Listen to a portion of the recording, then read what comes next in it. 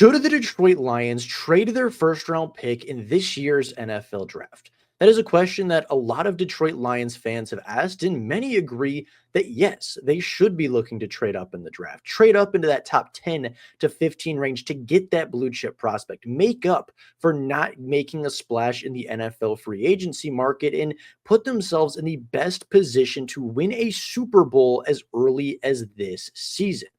However, it's not really that simple because what often gets overlooked is that, yeah, it'd be great to trade up for that pick, but there has to be a team on the other side of the trade, a team that feels they're getting value for their pick, a team that is willing to give up on that blue chip prospect to change their draft strategy on the fly to make this move a reality for the Detroit Lions. And today we're going to talk about that. We're going to talk about the trade partners that the Detroit Lions could potentially call up on draft night to move around in the NFL draft. And we have two for each. We have two trade up options and two trade back options, two different drafting strategies that would leave the Detroit Lions in different situations, but both of which could be beneficial for their long-term success. And today we're going to take a look at both, starting off with the trade up options. Now, as enticing as it is to trade up in the NFL draft, it's very difficult to do. Very few teams are willing to give up that kind of positioning in the NFL draft to move 15, 20, even 25 spots down through the NFL draft to give up on those blue chip prospects, to give up on the players that they spent all offseason scouting. So it's really tough to do and pull off. But there are a couple of teams I think could be willing to make that move. The first team is the Atlanta Falcons, a team that holds the 15th overall pick currently, only has 5 picks in the NFL draft, and a team that does have multiple holes on their roster in need of filling, both on the defensive line, in the secondary, and a couple of spots on offense. The Atlanta Falcons have some work to do if they want to compete in the NFC South this year. And the Lions could help them do that with a trade proposal of, the 15th overall pick in exchange for the 28th, 102nd, and a 2026 second round pick. That could give the Atlanta Falcons a significant amount of bargaining power in this class to potentially get a second pick on day 2 of the NFL draft, maybe even trade that second round pick away to get more draft capital in this year's class and give them a much deeper and more talented draft class overall. I think the Falcons are in a position where they need depth and they need quality on their roster more so than they need a superstar at this point. I don't think they're ready to compete with some of the best teams in the NFC, like the Lions, like the Eagles, like the Commanders, or maybe even with the Buccaneers in their own division. And I think getting more draft capital, getting more draft assets, and building a far more deeper and structured draft class would be more beneficial than taking a player at 15. And I think in a very similar vein, you could say that about the Arizona Cardinals as well, a team that sits at the 16th overall pick, and I think could take very similar quality of draft picks to make that deal. The Arizona Cardinals hold just 5 picks in this NFL class as well. They hold one of the fewest and smallest draft classes in the entirety of the NFL draft cycle, and they're a very similar team. They have holes on the roster. They have holes on the offensive line, holes on the defense, places that need to be filled out and places that need to be adjusted and improved upon if they want to compete for a playoff spot this season. Both teams are in a situation where trading back wouldn't be the end of the world. They could still get an edge rusher. They could still get a quality offensive lineman. And even though it wouldn't be quite the same quality as they would get at 15, they would pick up extra draft capital, pick up extra picks, and fill out their draft class with more depth, which at this point I think is more important to those organizations than top-end heavy products. For the Detroit Lions, they are kind of the opposite. They need that top-end prospect. They need that blue-chip player. They need that Mikael Williams, that Mike Green, that Jaheed Campbell, that top-end pass rusher to put alongside Aiden Hutchinson, put him across the line, and have another, havoc-wreaking defensive end for teams to have to focus on. That is the best strategy, I think, for the Lions. You trade up in the draft, you get a top quality edge rusher, and you have him on a rookie contract for 4 to 5 seasons to pair with Aiden Hutchinson after he gets his second contract, likely next offseason. I think this makes a lot of sense for both sides. And as far as the prospects available, I think there is a step down from Mikael Williams and Mike Green to James Pierce and to, some of the other players at the 28 range.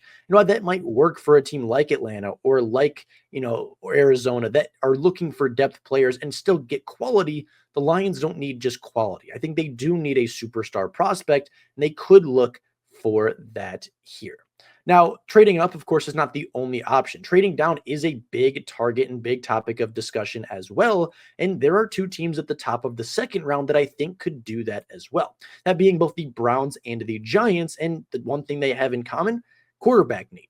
Likely Cam Ward will go with the first overall pick. And I don't think you're going to take Shedeur Sanders with the second or the third overall pick. You're not going to pass on guys like Abdul Carter and Travis Hunter for Shedeur Sanders, but you might be willing to trade up from the early second to the late first in order to get that fifth-year option for Jackson Dart or for Jalen Milroe. Two quarterbacks that have high ceilings, two quarterbacks that have first-round buzz, but likely won't go in the top half of the NFL draft's first round. They likely won't go in the top 15, top 20, and potentially won't go in the first round at all. But if you're a team like the Giants, a team like the Cleveland Browns, and you like one of those prospects, you probably want that fifth-year option. You want that extra year of control, and that is what the first-round pick would give you.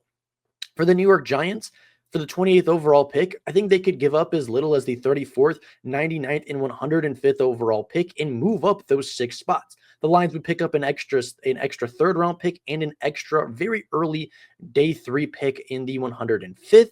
And I think it could be good value for them. I know we just talked about the Lions needing that blue chip prospect, but the NFL draft is very deep in the trenches. After the, couple really big names at the top, if they don't trade up, the difference between the 34th overall pick and the 28th overall pick is pretty minuscule as terms of quality of pass rusher, quality of defensive tackle, quality of offensive guard. And if you don't make that trade up early, making a trade back, picking up an extra third-round pick to potentially compile together with others to move up into the draft further on day 2 could be a good strategy as well. It means the Detroit Lions could pick at 33, pick at 60, and then even bundle picks 99, 102, and 105 to move up into the early third, maybe even late second round to get another blue chip, second day prospect, a player that they really like. And at that point, you have 3 picks pretty early in the draft, all of which can be day 1 starters, day 1 contributors, and players that are really good for the Detroit Lions' depth and quality of roster.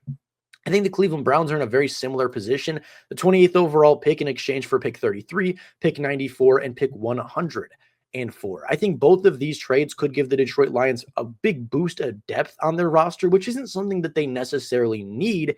But again, if they can't get that trade up done, why not trade back? Why not pick up an extra few picks, use those picks to bargain yourself higher in the second round, bargain higher in the third round, and get more quality players than you otherwise would have gotten? I don't think a trade back to the early second round really diminishes the Lions draft strategy in any way, shape, or form. And picking up an extra third, picking up an extra fourth could be really big for a Lions team that did struggle with depth a season ago, did struggle with significant injury concerns. And at 33, you can still get JTT. You can still get a Tyler Booker, potentially a Gray Zabel, a guard, a defensive tackle, an edge rusher, and still have pretty good quality. Because to be honest, the draft grades between the players that go at 28 and the players that go at 34, 35, even 40 really aren't that drastically different. A lot of the players towards the end of the first round have second round grades anyway. So getting an extra pick to move back does make a lot of sense. Some of the targets I looked at pick 33 to 34, I think Kenneth Grant would be a great option if he were to fall that far. I think potentially an edge rusher like JTT or even another player in that range could be really valuable as well. At pick 94, I went with guard. I think Dylan Fairchild from Georgia could be a starting guard from day 1. Was really good for the Bulldogs over his career in the SEC, and I think is really great. And then, of course, Malachi Moore, a player that I am a big fan of to go in the late third round, in the early day 3s of the NFL draft, could make a lot of sense to fill out their safety 3 position, really the only position in the secondary still in need of filling. I think Malachi Moore could do exactly that. As I said, there are other strategies. They could compile 94, 102, and 104 to trade up into the 70s, 80s. They could use a lot of different draft strategies from that point. But I do think those are a couple trade options and partners that they could hear calls from on draft night. So with that being said, that is my draft strategy. Those are a couple of teams I think the Lions could trade up with, a couple of teams I think the Lions could trade back with, and overall, just a couple different ways the Lions could approach trading the 28th overall selection. So let me know down in the comments below. What do you want them to Do you want them to trade up in the NFL draft or trade back? Do you want to take that shot on a top end blue chip prospect or trade back, acquire some more capital, get some more quality depth on the roster, and fill it out from there?